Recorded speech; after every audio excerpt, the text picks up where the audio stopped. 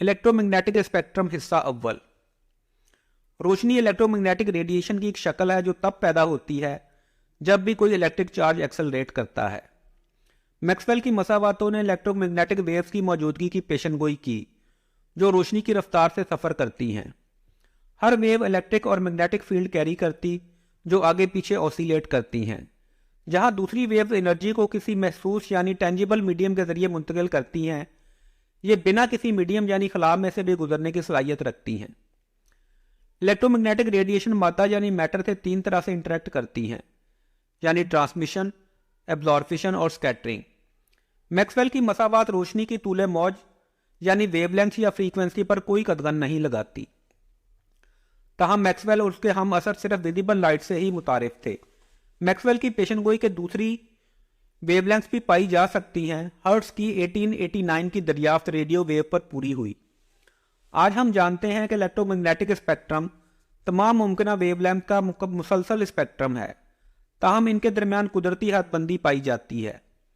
Electromagnetic spectrum को आमतौर पर radio, microwave, infrared, visible light, ultraviolet, X rays और गैमा रेज में मुनकसम किया जाता है, जिसमें एनर्जी बढ़ती और वेवलेंथ कम होती चली जाती है।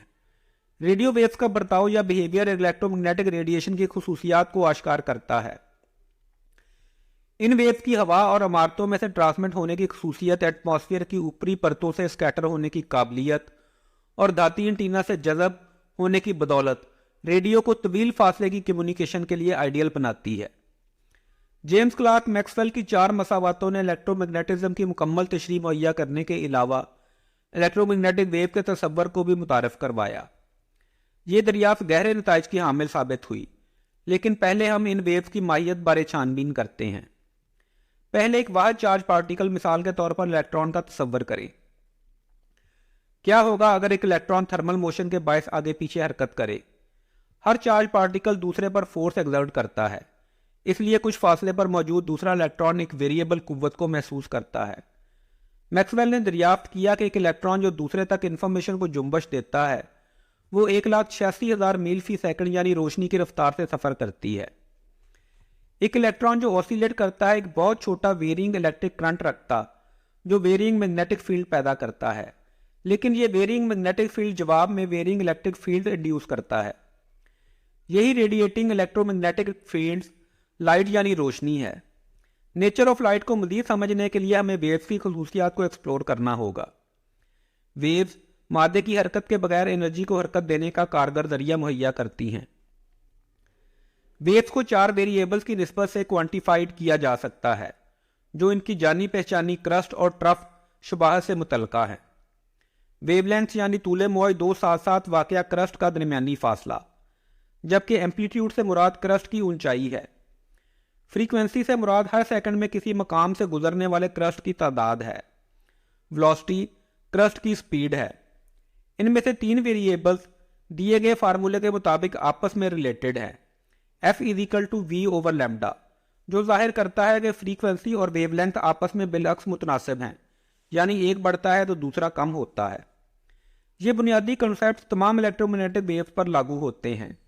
पहली और एक ही पाबंदी जो मैक्सवेल की मसावातों की जानिब से इन पर लगाई जाती है वो ये है कि इन्हें 1,86,000 मील फी सेकंड की रफ्तार से सफ़र करना होता है। इसलिए फार्मूले में दी गई वेलोसिटी V=c यानी रोशनी की रफ्तार के बराबर है। छोटी वेवलेंथ यानी हायर फ्रीक्वेंसी ज़्यादा एनर्जी फी वेव कैरी करती है। इन पर वेवलेंथ की कोई पाबंदी नहीं। दिलचस्प बात यह है कि मैक्सवेल और उसके हम असर रोशनी की सिर्फ एक ही किस्म यानी विजिबल लाइट से ही वाकिफ थे, जो नहायत मुख्तसर वेवलेंथ रेंज पर, जो कि 1 इंच के 15 से लेकर 30 मिलियन हिस्से पर पाई जाती है, से वाकिफ हुए। इंसान जिसे अपनी आंखों से शनाख्त कर पाते हैं के अलावा दूसरी बहुत सी इलेक्ट्रोमैग्नेटिक रेडिएशंस की वेवलेंथ को कभी जान नहीं पाते। ताहम इन वेव्स की दरियाफ्त और उनका इस्तेमाल इस निसफ सदी में, जो 1880 से लेकर 1930 पर मुहित थी, साइंस और टेक्नोलॉजी में अहम मोड़ साबित हुआ। हमारे लिए इलेक्ट्रोमैग्नेटिक रेडिएशन जानने का जरिया सिर्फ यही है कि वो कैसे मादे से इंटरेक्ट करती हैं। लाइट मादे से इंटरेक्शन की 3 अकसाम हैं। ट्रांसमिशन, जब इलेक्ट्रोमैग्नेटिक वेव्स किसी ऑब्जेक्ट में से गुजर जाएं तो कहा जाता है वो इसमें से ट्रांसमिट हो गई हैं। और वो आंसर इन वेव्स के लिए ट्रांसपेरेंट कहलाता है। एब्जॉर्प्शन, इलेक्ट्रोमैग्नेटिक वेव्स एनर्जी की किस्म है और वो मादे में से एब्जॉर्प्शन के जरिए ट्रांसफर्ड हो जाती हैं। जब भी ऐसा होता है तो अक्सर लाइट हीट एनर्जी में बदल जाती है। एक ऐसा मंजर जिसका आपने गर्मियों के दिनों में ब्लैक सतह पर चलते हुए तजर्बा किया होगा।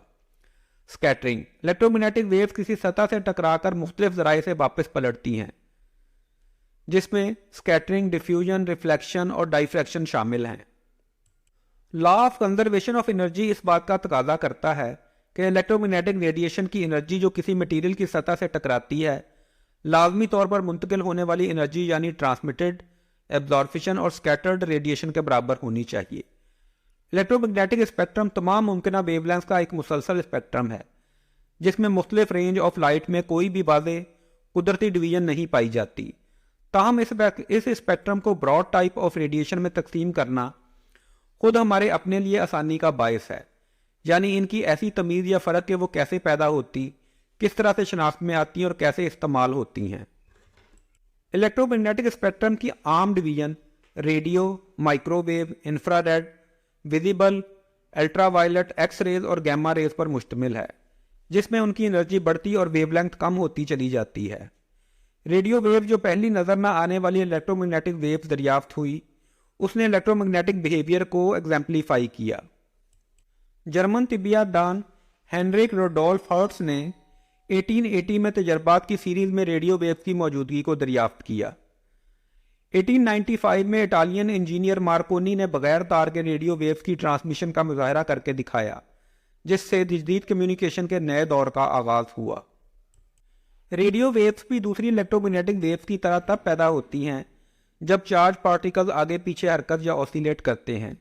ये वेव्स यानी रेडियो वेव्स कम्युनिकेशन के लिए आइडियल हैं, क्योंकि ये फ़िज़ा और ज़्यादातर बिल्डिंग मटेरियल में से गुजरने की सलाहियत रखती हैं। इंफॉर्मेशन को बिलअमूम दो कंट्रास्टिंग ज़राए से रेडियो सिग्नल पर मुंतकिल किया जाता है। तमाम रेडियो ब्रॉडकास्ट सेट फ्रीक्वेंसी की कैरियर वेव से शुरू होती हैं, वो नंबर जिससे आप अपने रेडियो को ट्यून करते हैं। एम्पलीट्यूड मॉड्यूलेशन AM में कैरियर वेव की एम्पलीट्यूड बदलती है, जबकि फ्रीक्वेंसी मॉड्यूलेशन यानी FM ब्रॉडकास्ट में कैरियर वेव की फ्रीक्वेंसी में तब्दीली वाक़या होती है। चूँकि रेडियो वेव्स बहुत सी सिमतों में काफ़ी बड़े इलाके पर रेडिएट होती हैं, इसलिए ये सोसाइटी तय करती है कि कौन सी वेवलेंथ या बैंड इस्तेमाल करेगा।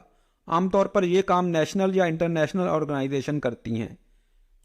रेडियो एस्ट्रोनॉमर बड़ी डिश की तरह के एंटीना का इस्तेमाल दूर खला में वाक़या ऑब्जेक्ट से आने वाली रेडियो वेव की शनाख्त के लिए करते हैं। Thanks for watching, hope to see you in the next video.